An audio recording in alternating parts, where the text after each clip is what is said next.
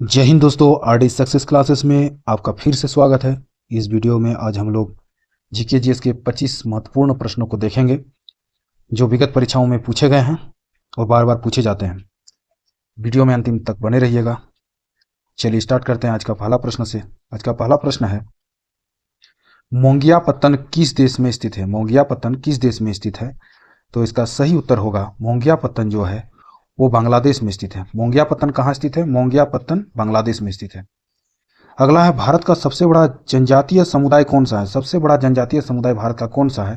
तो उसका सही उत्तर हो जाएगा गोंड। जी हाँ, गोंड भारत का सबसे बड़ा जनजातीय समुदाय है। चलिए अगला देखा जाए। अगला है प्रश्न संख्या 3, संविधान की व्याख्या कौन करता है? संविधान की व्याख्या कौन करता है? तो इसका सही उत्तर होगा न्यायपालिका। न्यायपालिका संविधान की व्याख्या करता है। अगला है, संयुक्त राष्ट्र संघ द्वारा हर वर्ष 2 अक्टूबर को क्या घोषित किया गया था? 2 अक्टूबर को क्या घोषित किया गया था? तो 2 अक्टूबर को घोषित किया गया था अंतर्राष्ट्रीय अहिंसा दिवस। अंतर्राष्ट्रीय अहिंसा दिवस घोषित किया गया था 2 अक्टूबर को, क्योंकि इसी दिन महात्मा गांधी का जन्म दिवस है। चलिए अगला प्रश्न देखा जाए।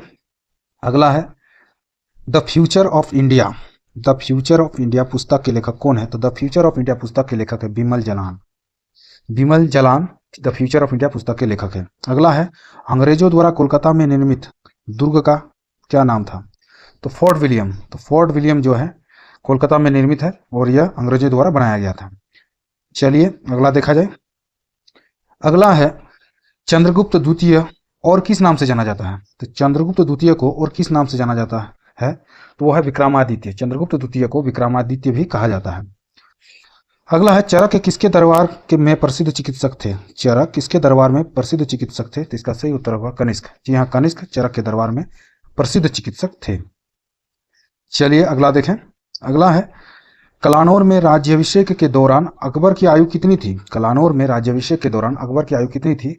तो अकबर मात्र 13 वर्ष के थे। कलानौर में जब अकबर का राज्याभिषेक हुआ था उस समय अकबर की आयु था मात्र 13 वर्ष। चलिए अगला देखा जाए। अगला है, भारत के राष्ट्रपति पद के लिए निर्धारित अधिकतम आयु सीमा क्या है?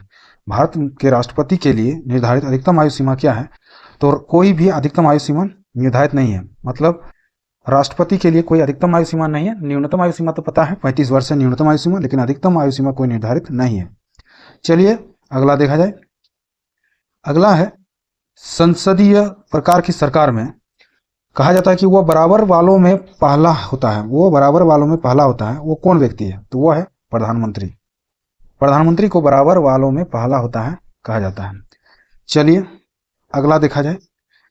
12वां प्रश्न है, अंतर्राष्ट्रीय मानव अधिकार दिवस किस दिन मनाया जाता है? अंतर्राष्ट्रीय मानव अधिकार दिवस किस दिन मनाया जाता है? तो इसका सही उत्तर होगा 10 दिसंबर को अंतर्राष्ट्रीय मानव अधिकार दिवस मनाया जाता है। अगला है, 1959 तक पाकिस्तान की राजधानी कहाँ थी? तो पाकिस्तान की राजधानी 1959 तक थी कराची। अभी तो इस्लामाबाद है पाकिस्तान की राजधानी। चलिए अगला देखा जाए। अगला है, नागालैंड की राज्य भाषा क्या है? नागालैंड की राज्य भाषा क्या है? तो नागालैंड की राज्य भाषा है अंग्रेजी। अगला है, सूचना का अधिकार अधिनियम किस वर्ष पारित हुआ था? सूचना का अधिकार अधिनियम किस वर्ष पारित हुआ था? तो 2005 में सूचना का अधिकार अधिनियम पारित हुआ था। चलिए नेक्स्ट है, भारतीय मरुस्थल की एक महत्वपूर्ण नदी है। मरुस्थल की एक महत्वपूर्ण नदी है लूनी नदी, जो कच्छ के रण में बहती है।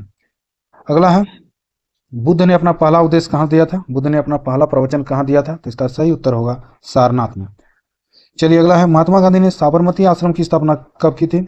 तो साबरमती आश्रम की स्थापना महात्मा गांधी द्वारा 1917 में की गई थी। चलिए नेक्स्ट देखा जाए। नेक्स्ट है, संविधान में कितने प्रकार के आपातकालों का प्रावधान है? तो 3 प्रकार का आपातकाल होता है, राष्ट्रीय आपात, राष्ट्रपति शासन एवं वित्तीय आपात। अगला है, चरागाह को पंपास कहाँ कहा जाता है? चरागाह को पंपास कहाँ कहा जाता है? तो दक्षिण अमेरिका में। दक्षिण अमेरिका में चरागाह को पंपास कहा जाता है। चलिए अगला देखा जाए। अगला है, मरियाना खाई कहाँ स्थित है? तो मरियाना खाई स्थित है आपका प्रशांत महासागर में। नेक्स्ट, बड़ा इमामबाड़ा कहाँ स्थित है? बड़ा इमामबाड़ा कहाँ स्थित है? तो बड़ा इमामबाड़ा स्थित है लखनऊ में, एवं छोटा इमामबाड़ा भी स्थित है कहाँ पर? छोटा इमामबाड़ा भी स्थित है लखनऊ में। चलिए अगला देखा जाए। अगला है, प्रसिद्ध क्रूगर नेशनल पार्क कहाँ स्थित है? क्रूगर नेशनल पार्क कहाँ स्थित है? तो वो स्थित है आपका दक्षिण अफ्रीका में स्थित है क्रूगर नेशनल पार्क। चलिए नेक्स्ट 24 नंबर देखा जाए। इंपीरियल बैंक ऑफ इंडिया किसे पहले कहा जाता था? Imperial bank of India. तो स्टेट बैंक ऑफ इंडिया का, एसबीआई का पहले नाम था इंपीरियल बैंक ऑफ इंडिया। अगला है, हमारे संविधान में न्यायिक समीक्षा की धारणा, न्यायिक समीक्षा की धारणा किस देश के संविधान से लिया गया है? तो न्यायिक समीक्षा की धारणा लिया गया है यूएसए के संविधान से। चलिए अगला देखा जाए। अगला है, यह निर्णय कौन लेता है कि कोई विधेयक धन विधेयक है या नहीं? यह निर्णय कौन लेगा कि कोई विधेयक धन विधेयक है या नहीं? तो यह निर्णय लेगा आपका लोकसभा का अध्यक्ष। अगला है 27वां नंबर का प्रश्न, संविधान सभा की पहली बैठक की अध्यक्षता किसने की थी? तो पहली बैठक की अध्यक्षता की थी सच्चिदानंद सिन्हा ने। चलिए अगला प्रश्न देखा जाए। सिंधु जल संधि के समय पाकिस्तान के राष्ट्रपति कौन थे? सिंधु जल संधि के समय जो 1960 में हुआ था सिंधु जल संधि, उस समय पाकिस्तान के राष्ट्रपति कौन थे? तो राष्ट्रपति थे मोहम्मद अयूब खान जी। चलिए अगला है, संसद के 2 क्रमिक अधिवेशनों के बीच अधिकतम कितने समय का अंतराल की अनुमति है?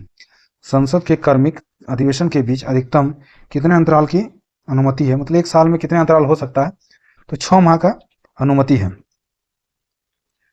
आज का अंतिम प्रश्न है, राग मियाँ की मल्हार का रचयिता किसे माना जाता है? राग मियाँ की मल्हार की रचयिता किसे माना जाता है? तो तानसेन को माना जाता है राग मियाँ की मल्हार। यदि वीडियो अच्छा लगे तो वीडियो को लाइक कर दीजिएगा, और यदि अभी तक चैनल को सब्सक्राइब नहीं किए हैं तो चैनल को प्लीज़ सब्सक्राइब कर दीजिएगा। चलिए मिलते हैं ऐसे एक महत्वपूर्ण वीडियो में, तब तक के लिए नमस्कार।